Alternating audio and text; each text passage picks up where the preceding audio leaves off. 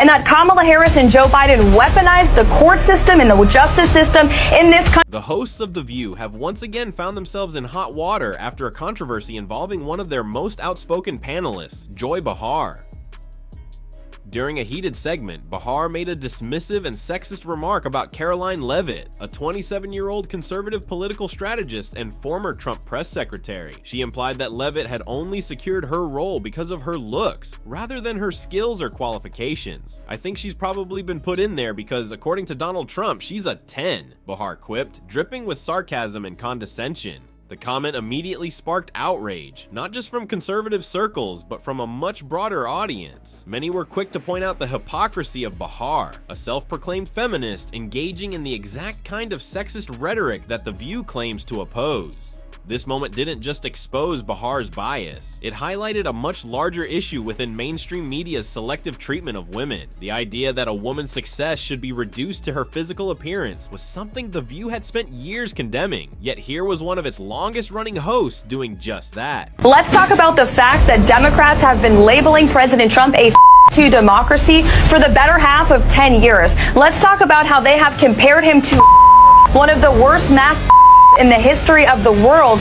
The fallout from this moment was swift. Social media erupted with backlash, with both conservatives and liberals calling out the blatant double standard. Prominent commentators criticized Behar's remarks, questioning how a show that claims to champion women's empowerment could turn around and demean a young woman in politics simply because of her ideological beliefs. The controversy took a dramatic turn when reports surfaced that Leavitt was considering legal action against Behar and The View. If true, this lawsuit could have significant ramifications for the show and its parent network, ABC. The network has already faced multiple scandals related to The View, but this one struck a particularly damaging blow, calling into question whether the show's format, built on fiery, often personal debates, was becoming more of a liability than an asset. As the fallout continues, one thing is clear. This incident has forced a much-needed conversation about media bias, selective feminism, and how women in politics are treated based on their ideology rather than their merits. Rather than ignoring Behar's remark or allowing herself to be reduced to a victim, Karoline Leavitt responded with poise, intelligence, and unwavering confidence. She didn't just defend herself, she went on the offensive, exposing the hypocrisy of The View and its treatment of conservative women. Leavitt immediately pointed out the irony of Behar's statement, questioning how a show that constantly preaches about supporting women could openly engage in the very sexism it claims to fight against. She addressed the larger issue at play, that conservative women are often discredited and dismissed by mainstream media, not because of their lack of credentials, but because they don't fit the liberal feminist mold. The View loves to claim they're about lifting women up, Leavitt remarked, but the second a woman doesn't align with their leftist ideology, they demean her in the exact way they claim to oppose. Her response wasn't just emotional, it was fact-based and strategic. Leavitt didn't resort to personal attacks. Instead, she highlighted the broader pattern of conservative women being ridiculed in the media. She pointed to past examples, including the way Kayleigh McEnany, Sarah Huckabee Sanders, and Elise Stefanik had all been similarly dismissed by liberal pundits and hosts who refused to engage with their ideas, choosing instead to belittle them personally.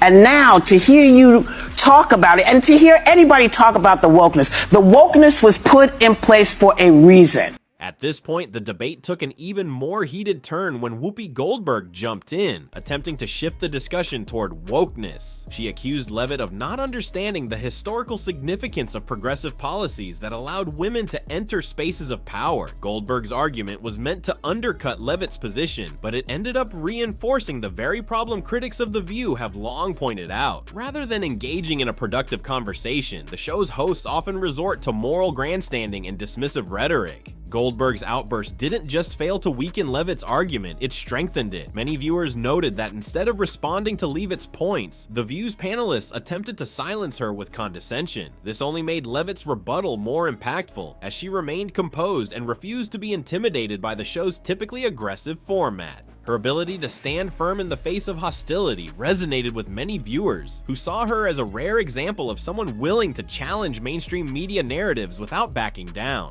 The moment Joy Behar made her sexist remark, The View inadvertently exposed one of its greatest weaknesses, its blatant double standard when it comes to feminist advocacy. The show, which prides itself on being a platform for women's empowerment, has repeatedly shown that its support for women is conditional. Country against Donald Trump in an attempt to imprison him. He sat through a courthouse for 7 weeks this past year, and the Democrats were hoping extended only to those who align with their political ideology. This incident was just the latest example of how The View treats conservative women differently from their liberal counterparts. When liberal women face criticism, the show is quick to label it misogyny. But when conservative women are belittled, the same rules don't seem to apply. This hypocrisy has been called out time and time again, but this latest controversy made it impossible for the show to ignore. Social media quickly erupted with criticism, and it wasn't just conservatives who were angry. Many left-leaning individuals also acknowledged that Behar's comments were out of line. Even some progressive commentators admitted that the attack was unnecessary and undermined the feminist message The View claims to uphold. One viral tweet summed up the reaction perfectly.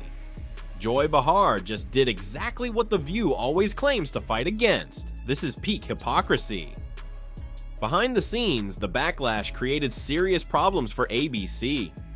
Executives reportedly did not anticipate the level of outrage, and sources indicated that the network was scrambling to contain the damage. Advertisers, always cautious about being associated with controversy, began reconsidering their sponsorships. For a show that relies heavily on corporate partnerships, this was a significant threat. Adding to the pressure was the growing speculation that Joy Behar's time on The View might be coming to an end. While she has survived many controversies before, ABC executives were said to be growing increasingly frustrated with the show's inability to stay out of negative headlines. One insider reportedly stated that some higher-ups were questioning whether Behar's presence was more of a liability than an asset. At the same time, Leavitt's handling of the situation only strengthened her position. Rather than playing the victim, she used the controversy to further expose media bias, gaining widespread respect in the process. This wasn't just about one remark, it was about a broader pattern of behavior that many viewers were finally waking up to. As ABC continues to deal with the fallout, one thing is clear: The View may have underestimated the backlash, but the audience has not. More people than ever are questioning whether the show's version of feminism is truly about empowerment,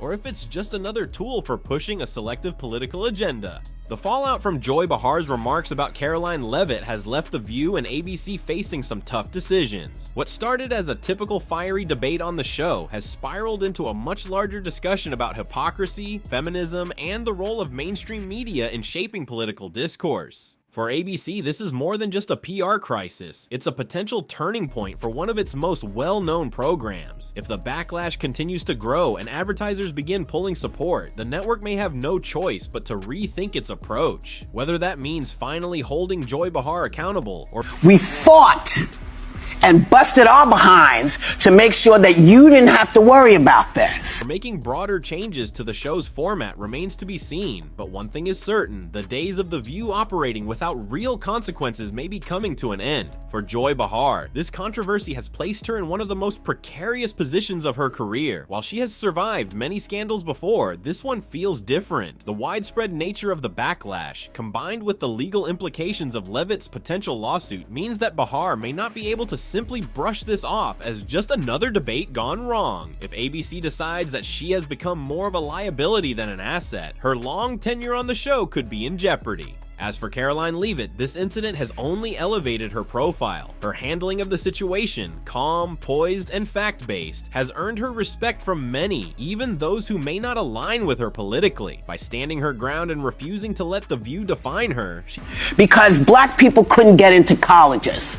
Because women could not get into the colleges they she has solidified her position as a rising force in conservative politics. Beyond the individuals involved, this controversy has exposed deeper fractures in the media landscape. More people than ever are questioning whether mainstream outlets truly operate as neutral platforms, or if they are simply tools for reinforcing political narratives. The overwhelming backlash against The View suggests that audiences are growing tired of the double standards and are demanding more accountability from those who claim to represent them. Democracy. And if you're a deranged lunatic and you're mentally ill, you will believe that lie, and yes, you will. Whether or not The View and ABC will learn from this remains uncertain, but one thing is clear, this moment will not be forgotten anytime soon. It has forced a conversation that media elites can no longer ignore, and it has reminded viewers that they have the power to push back against biased narratives. If The View thought they could control this controversy, they were wrong. This time, the audience is holding them accountable.